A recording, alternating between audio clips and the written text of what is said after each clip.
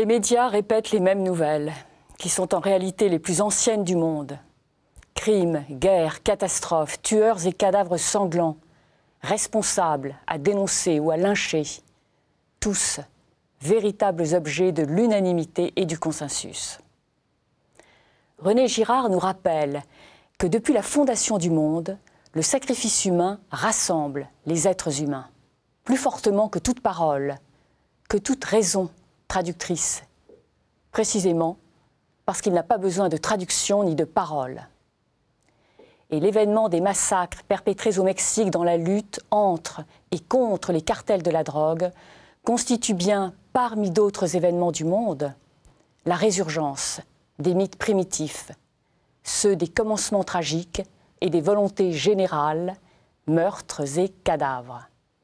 Depuis 2006, on compterait ainsi au Mexique plus de 120 000 morts. Alors les historiens remarquent, sans guerre, pas d'histoire. Paul Ricoeur nous explique que la phénoménologie du mal en tant que mal moral et mal subi est relayée par l'herméneutique des symboles et des mythes. Où est l'héroïsme de la raison dont parlait Husserl?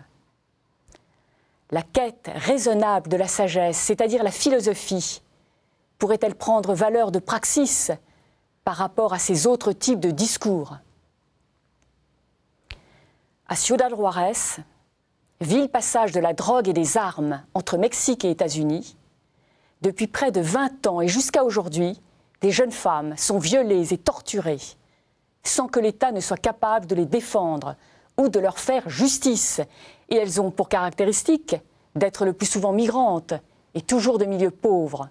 Elles sont donc des victimes de choix, selon la sagesse sacrificielle décrite par Fraser dans son analyse des mythes. Sachons que la marque américaine de cosmétiques MAC a lancé en 2010 une ligne de maquillage aux couleurs explicitement inspirées par les meurtres de Ciudad Juárez, contribuant ainsi à sacraliser les victimes et à faire rejaillir le sang comme en signe de soumission ou d'hommage à leurs tueurs, dans la ligne des grands systèmes mythologiques et religieux décrits par René Girard, ces grands systèmes qui possèdent ces troupes célestes ou infernales de tueurs et tueuses.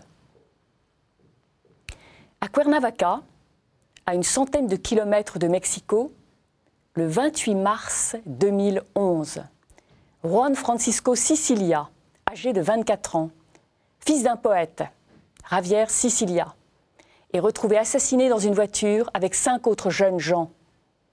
Ils auraient commis le crime de dénoncer à la police des personnes impliquées dans le trafic de drogue.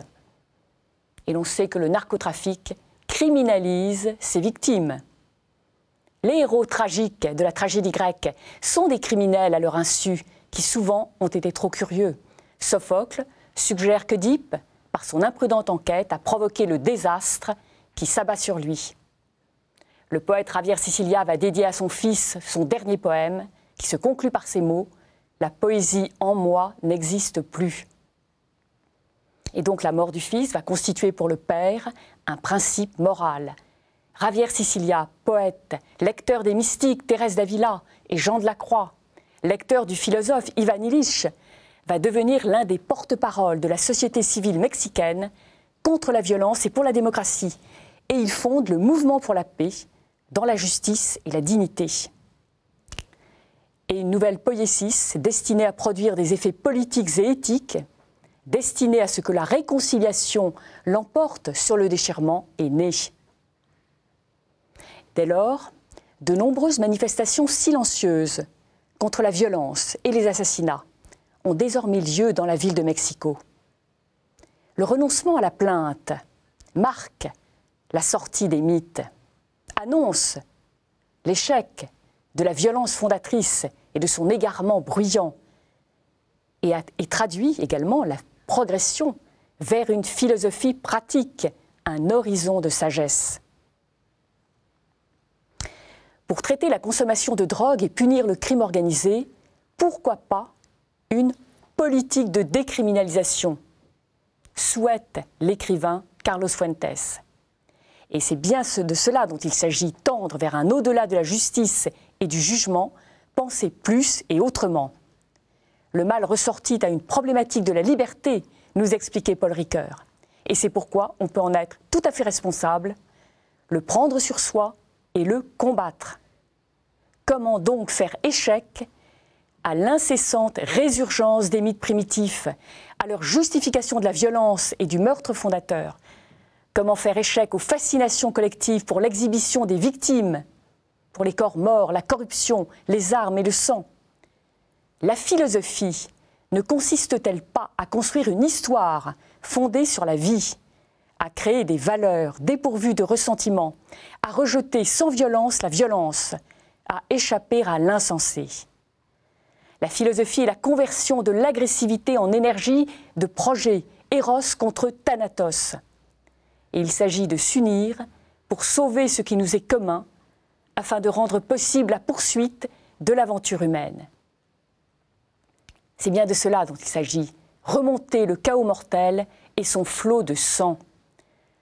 Concevoir en ces nouveaux commencements, recommencements, comme le préconisait Hannah Arendt, un nouveau récit racontable, une autre histoire.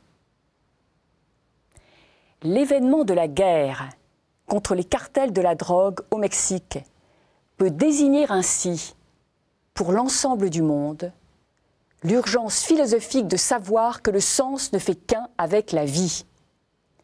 Et parce que nous sommes dans cette vallée du prophète Ézéchiel qui est remplie d'ossements desséchés, il faut savoir susciter le souffle qui redonne la chair et l'esprit, afin d'inaugurer, par une rupture essentielle, une philosophie délibérément pratique, philosophie dont la tâche est placée sous le signe de l'espérance et sur l'horizon de sagesse.